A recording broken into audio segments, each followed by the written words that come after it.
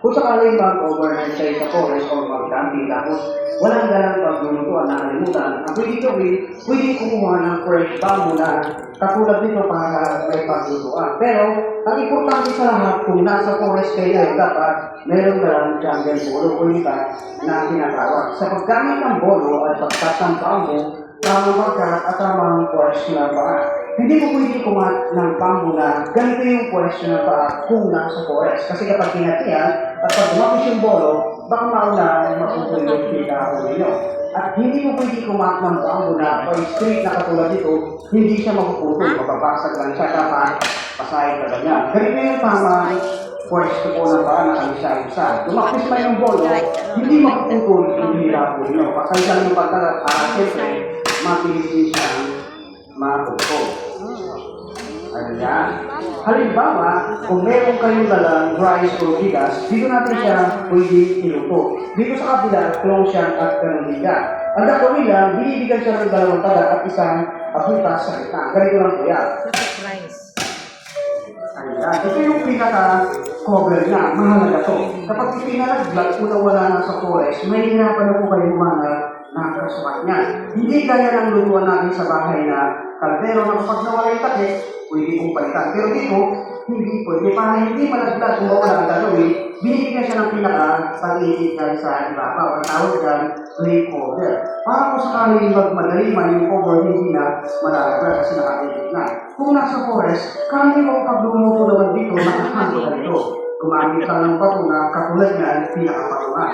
Pero dito, bilang halimbawa, pwede gumamit ng 4 na stick na kawayan o kaya kahoy na katulad ito. Pero dapat, ibinabaon sa lupa na katulad ito. Para kung sakali mag-camping o mag-overnight, may idea na kung paano magluto sa sariwang babo. Kahit walang dalang paglulutuan kaya ng pero para makapag-survive. Tapos ang gagawin, sakala ipapato yung lulutuin. Andito yung apoy sa ilalim. Halimbawa, andito yung galing bigas o rice sa kabilang bangko. Ang gagawin, pwedeng i-transfer. Kapag sinasahin, kinakailangan, mula dito sa unang buko hanggang dito lang siya. At hindi yan po pwedeng lumampas dito kasi may hilam na hindi nyo na makakain syempre. Ang gagawin lang, kung may bigas sa salo, binibigyan din niya ng tubig. Sa paglagay ng tubig, kinakailangan dapat nag-umapaw. Kalahating bigas yung tubig, nag-umapaw para yung luto sakto lang at hindi mahilaw syempre. Ang gagawin lang, yung pinaka-takip niya o yung cover, binabalik din niya at kinukuha lang itong jungle bolo. Itong pulis ng bolo, sinutubig niya. Kinukuha yung takip kanil yung pagbalik. Binibigyan din niya ng maliit na taga bilang lock niya. Lock na siya. Magkabalikat man yan, hindi na malalaglag kasi naka-ipin mo yan. Halimbawa naman, kung meron kayong dalang isda, karne o gulay na gagawin, pwede rin siyang iluto dito sa kabilang bako sa pinagmura. Karaniwang luto po ito kung nasa forest eh. Kasi sa forest, merong ligaw na pamakasin doon ang tawag naman doon. Sa pagbibigat na pwede kainin. Pwede rin kayo kumuha ng isang kahoy na katulad ito babae. Pero dapat, ibinabaw din sa lupa na katulad ito. Ang tawag po dyan, pinaka-patungan na siyempre. At bali, sabay na rin siyang magluluto. Meron kayong masarap na siligan at masarap na kanin. Kaya yung forma, pag magluluto, sa sariwang bangko, lalo kung walang dalang maglulutuan para makapag-survive. Halimbawa naman, kung gusto yung libot na sabaw ng siligan, kung nilang tubig, walang dalang baso na kalimutan, pwede kumuha ng baso na katulad dito na gawa sa bangko. Ito yung makapagtawag siya. At ito siya naman, ay kunsara dito, spoiler po. Pwede kayong gumawa nyo siyempre. At itong bangko ka, sinutusok kami sa lupa na katulad na para Muga mo yung video ba? kung magluluto na po, tapos malagay ito ba, wala kayo ng posporo, wala kayo sa inyo. Sa para hindi na pumalit sa iyo bahay, pwede kumuha, kung gumamit ng dry bang na katulad ito, para makagawa na na po 8 piso ng emergency mo na, hindi na tayo sa ilalim. Kung makikita niya. At meron din siyang gari-gari sa ibabaw. Para pag pinaskas, dito pagkaskas, hindi siya pagkakumahin ng direction. May sarili-sarili direction. At ang mekaniko para makagawa ng apoy at makapagluto, kukuha lang ng tinalas na pinito kaya. Para sa pagkuha, sa ito lang po yan.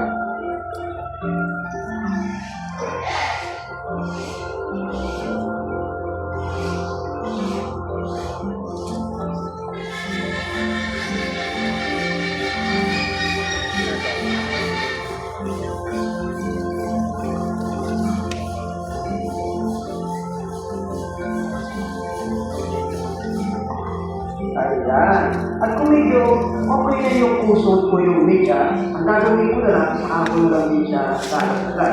Ito na yung pinakamarami. Tapos ang gagawin lang, ipayon sa dalawang bagay na katulad nito sa pagdiwag-iwalay para matanggal yung ganyan alcohol. Gagawa na ako sa pamamagitan ng pagkaway at ito yung paraan. Kung sa kami, wala kayo na ng phosphoro. O kaya, kung okay na, pinagay sa akin.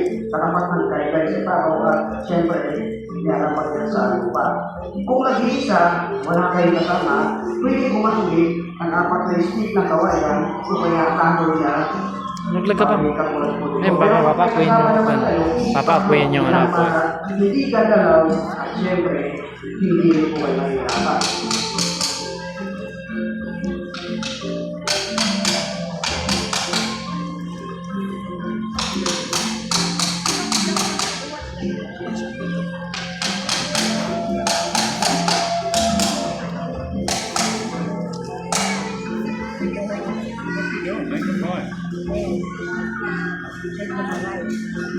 Bam, yung biyahe yung ano, acrobats That's dun. why she's live. So we need to Ay na ba, magagawa na po yun. Kasi ito sa umpisa, dahan-dahan lang na madiin. Yan ang kailangan. Tapos mabilis po lang mabilis hanggang sa maramdaman na pag-uwi sa kanya. Subukan natin.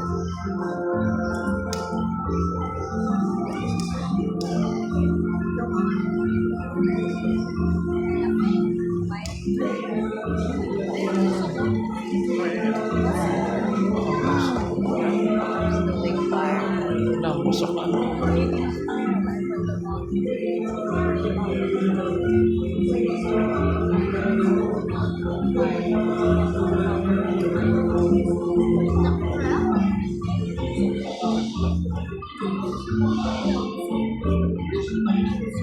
You are a Boy Scout.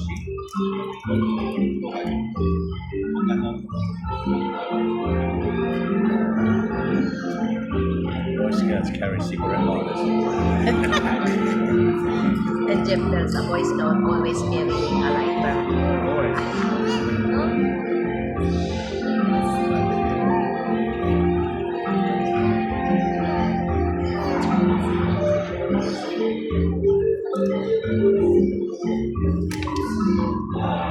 Galing ah. Ayun, galing oh, mapuin na. Ayan, nakagawa ng ako. Ibig sabihin, makakapagluto na at makakapag-survive na rin kayo sa forest. Pero, para makasigurado, magdala na rin kayo ng phosphoro. Kaya napapasin ng ako. Nakuha ko siyempre, ayan. Ilagay lang yung silalim para yung sinigang at saka yung rice, sabay na po silang maluluto. Bilang halimbawa, mayroon akong lulutong rice po rito para siyempre, ay pagkain po sa inyo. Ito yung finished product ng rice luto na. At kapag pinupi, ganyan siya pasa. Parang suman at kung magpuputol, pwedeng pato. Ang gawin lang, kunin yung kutsara, kumuha ng kunting kanin, isahin sa pinakapato na, kumuha din ng mainit na sabaw ng sinigang, magsali lang sa pato. At syempre, pwede na kumain at humigog na mainit na sabaw. Grabe ang asin ng sinigang. Yun po, maraming salamat at pagkakain. Wow, napakahusay naman si Fiona. And that is how we start with something so little yet great so much. What a fine demonstration from Fiona. Para naman tayo dyan. Thank you so much, Fiona. Hello there everyone. By the way, my name is Trainer Gilbert and welcome here at Eco Challenge. It is a very wild world that we live in. Think about this. We humans share this earth with nearly 9 million species of mammals, birds, reptiles, insects, invertebrates, and other creepy crawlies. In short, we are surrounded with life. Right now, we have some beautiful animals that you will be meeting today, and we are going to explore their amazing and mysterious world. So, are you ready, guys? Yes, of course. Well, the forest is filled with life. There are creatures of all shapes, sizes, and colors everywhere, but most of them we never really see because for those that are easily seen, just like those white rats up there. Come on guys, run! See? They're very obvious in the wild, that's why they're easily caught and eaten. In fact, most of the animals are designed to blend in perfectly with their environment and to be nearly invisible, and that is what we call camouflage. Right now, I'm looking for a friend of mine who blends in perfectly with his environment. Have you seen him? Nakita niyo po ba yung kaibigan ko? Okay, sige, hanapin natin. How about on this side? Ano ba nakikita natin? A frog. Pero hindi po yan totoo. How about in the middle? Lizard. Lizard. Okay, check natin. It's a big lizard. Hindi rin siya totoo. And how about on the other side? The one who's sitting on that branch. Ano po yan? An owl. Okay, Twitter J, can you please Saan? help us? Ah. Tunay kaya yan? Nasaan? Ay, oo. Actually, kanina pa po yan dyan. Oo nga, no? Ay, tinuturo ni Bam kanina pa. Tinuturo ni Bam kanina. May owl. Ayan, gumalaw. Tunay nga. Wala siya gumagalaw. Our little friend right here is a Philippine Scout owl. And his name is George. And he has a bigger friend. And that is Maximus, our eagle owl. Eagle owl. They are nocturnals, which means they are more active at night. They have an amazing eyesight that they can catch their meal even in complete darkness. And they have specialized feathers that help them muffle their sound so they can fly silently and catch their prey more easily. And lastly, owls can rotate their head for about how many? 360. 360. Nako, exorcism na po yun. Nabali na yung leg ng owl. Lower than 360 and higher than 250. 251. 269. Higher po, ma'am. 200. 69. Lower na konti. Yes, owls can rotate their head for about 270 degrees only. Amazing, right? Folks, have a big round of applause for George and Matthew. Thank you so much, guys. George and Mackie. George and Mackie. George and Mackie. All animals have 5 senses, just like us. Sense of sight, hearing, touch, taste, and smell, yes. But other animals have developed 13 senses beyond what we can even imagine. Again, I am looking for a friend of mine who happens to be a great sniffer. He can smell a tasty fruit from a long distance away. Have you seen him? And there he is. This furry creature right here is a palm civet, and his name is Larry. Just like our Scott owl friend, he is busy at night finding their food, so his eyesight is very excellent in the dark. But his specialty is his sensitive sense of smell. Okay, let's put this to a test. There we go. So I have 3 bamboo cups right here, and I'm going to place the treat under one of these bamboo cups. Larry's job is to sneak it out, and he will go to tell us that he found the treat by flipping the bamboo cup over using his phone. Okay, let's try it. First cup, second cup, and third cup.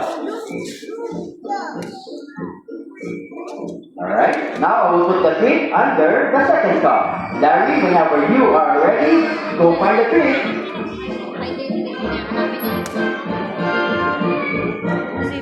Come on, Larry. Sniffing. And he got it. Great job. Wow. Napakahusay naman ni Larry. Now let's make it more difficult. But this time, you decide. Where do you want to place the treat? First cup or third cup? Okay, under the first cup. Okay, let's wait for Larry. Come on, Larry. Go back to your trainer.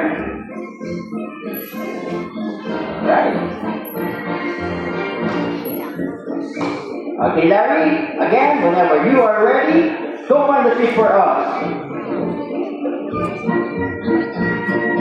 Sniffing, and hitting him again. So, now a big round of applause for Larry. Our palm civet. Great job, Larry. Pagkain. Malasa pa amoy niya. There we go. Thanks so much, Trainer Jake. Now, I have a puzzle for you guys. What has a face like a cat, a body like a bear, with a long bushy tail and smells like buttered popcorn? Raccoon? Ano pa? That's Any idea? Panda? Well, the answer is right above your head. And that is Luna, our big girl, also known as bear cat. See the bushy tail? He's dropping balance on the bike. It is prehensile. that he can hang from it just like that. Yeah. Big turtles have a lot to say. They chuckle when they are happy. They have a high-pitched wail when they are annoyed. They howl, run, and hiss. They also use the buttered popcorn smell to mark their territory. And they have unusual hind feet that they can rotate them backwards and walk down the tree head first. And you now will show us how. Just like that. Ayan. And lastly, binturong can only be found in the beautiful island of, starts with the letter P. Pampanga? Palawan, yes. That's why they refer to Palawan Berkat. For example, the big round of applause for Yuda, our binturong friend. Ang tawag yan? Thank you so much, Yuda. Ah, smear cut yan? Bear cut? Bear cut ba? Smear cut? Mi, ano yan? Smear cut? Say goodbye. Bye, Yuda. Bye na, bye, bye. This world is truly wild and crazy. Imagine spending half of your life looking at the world upside down. There are animals to do just like that. Ano pong animals na nakabaligtad? A bat. Okay, I think you're right. Bam. And yes, you're right. Ay, nabats. And that is bamboo, our giant fruit bat. Well, I say giant because he's one of the largest bats in the world. When they are full grown, they have a wingspan of 5 feet long. Show them, bamboo. Ooh. And bamboo has 5 toes on each foot, 4 fingers on his delicate and stretchy wings. His thumbs stick out so he can move along the branches. So everybody's wondering, why do bats hang upside down? Bakit po kaya sila nakabaliktad? An idea? Para matulog? Para magpa-abs? Okay, well, here's a couple of reasons. But first, I want you to try this. Come on, everybody. Close your hands like this. Real tight. See how much energy it takes to do that? Now, I want you to relax. Relax po natin. What happened? It opens, right? Well, the bat claws works the opposite. When they are relaxed, their claws are closed. So when they are hanging on the branch, they're more comfortable. The other reason is their legs are so small and thin that they are not designed to walk and take off from the ground like a bird. So what they must do is to climb to a higher place, just like that. On bamboo.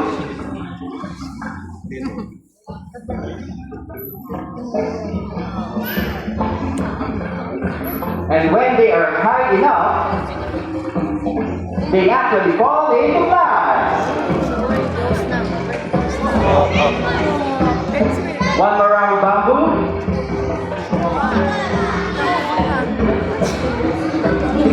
Laki. There you go. And that is how a bat flies. Amazing, right? For a big round of applause for bamboo, our giant good bat. Thank you so much, Trainer Kate. Okay.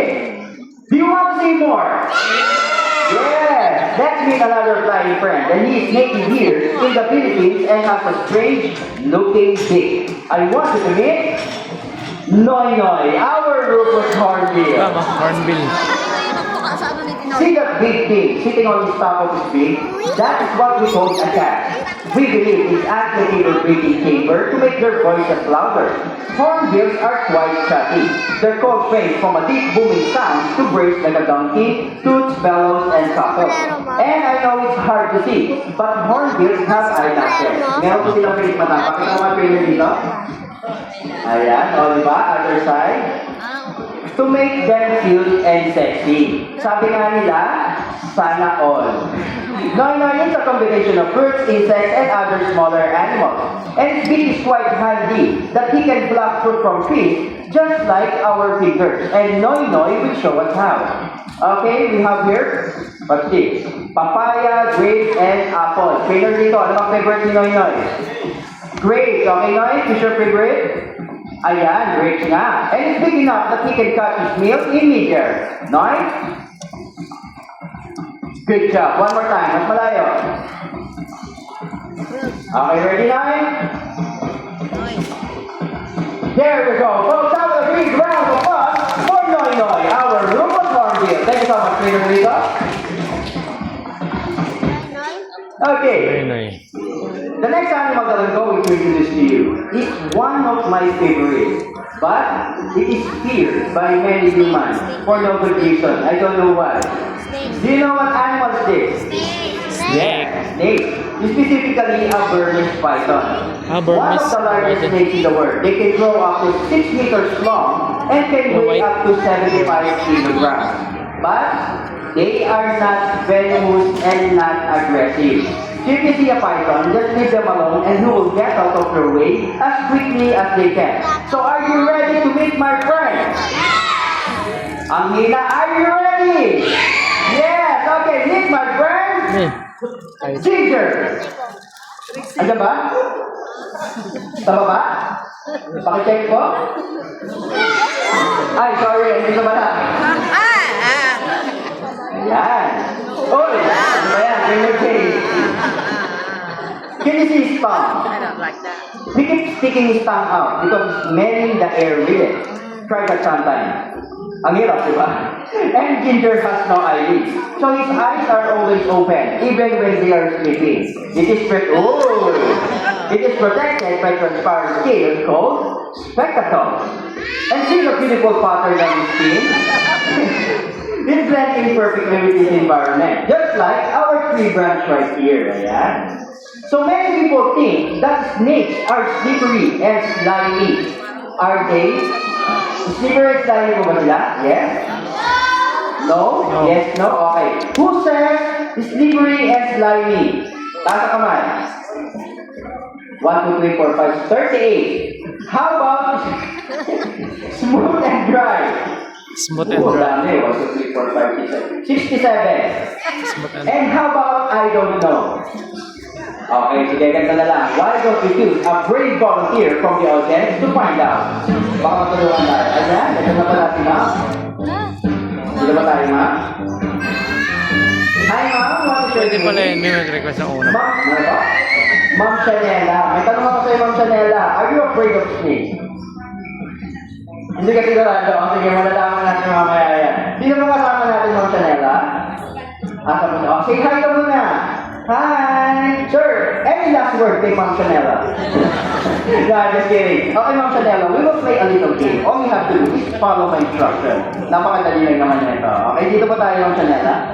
So first, I want you to touch Ginger's tail. All you have to do is hold mo lang siya ng ganyan, then slide mo lang 3 times. Okay? Hold mo po. Other hand, yan. Then slide ng 3 times. Ayan, o diba? Hindi ka takot si snake. Okay, then next na tayo, Ma'am Chanela. Now I want you to feel down his body from here down to the tail. Hanggang tail ko, Ma'am Chanela. Oh, ano ba yan? At ito lang. Ayan, napakatapang naman. Medyo lang ikinigilid lang ng konti. Okay, then that. I want you to touch Ginger's head. Ha? Hindi pa pinapilitin yes. For how long? 6 months and 3 weeks. Naku po, Ma'am Chanela. Gutom na pala to. Diba ate? No, I'm just kidding. Trainer Jay will show us first. All you have to do is raise your hand just like that. Then in a count of 3, touch Ginger's head. Okay? Are you ready? Move closer, then raise your hand. Alright? So folks, sabay-sabay tayo. Let's count. 1, 2, 3.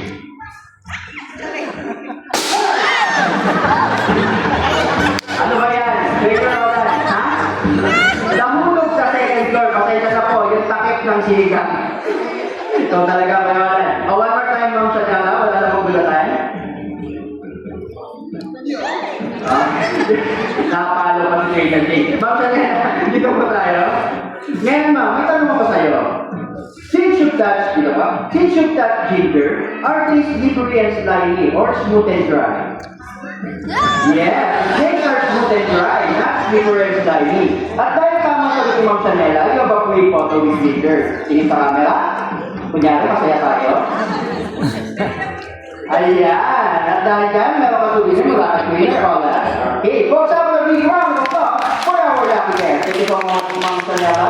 You may now take your seat and enjoy the rest of our show. Wow, napakatapang ni Ma'am Chanela. In our show today, we've met some pretty amazing animals, right?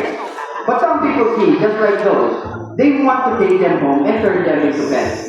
Wild animals do not be pets. Sadly, they suffer and die in the care of Burmese yan, humans. Burmese. Do not keep a wild animal as a pet. Instead, why don't you choose a domestic animal? It is Kiko! Hi, Kiko!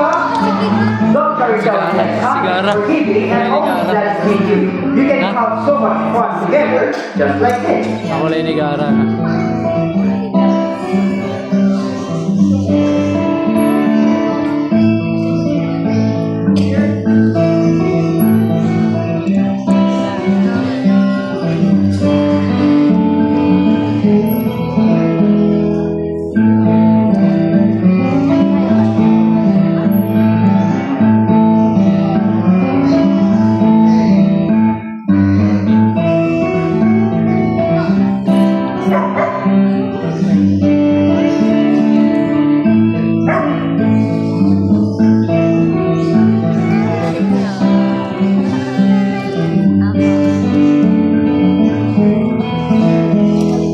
Galing ah.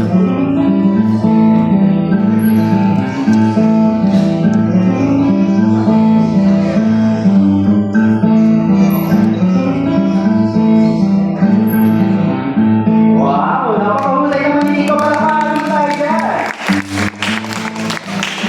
Street dogs like Kiko wants nothing more but to be part of a loving family, just like yours. So adopt a dog and have the best pet ever. Is that right, Kiko?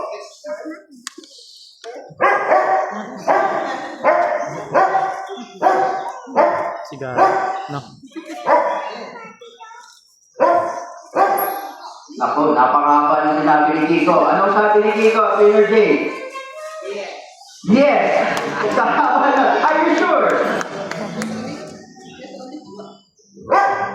Okay, yes, ganito talaga. Sige, Kiko, ganito na lang. How about a wave goodbye before you go? Say goodbye! Bye! Wow, napaka-cute naman ni Kiko. So, some of a big round of applause for Kiko, our rescue dog. Thank you so much, Trainer J. Rescue dog.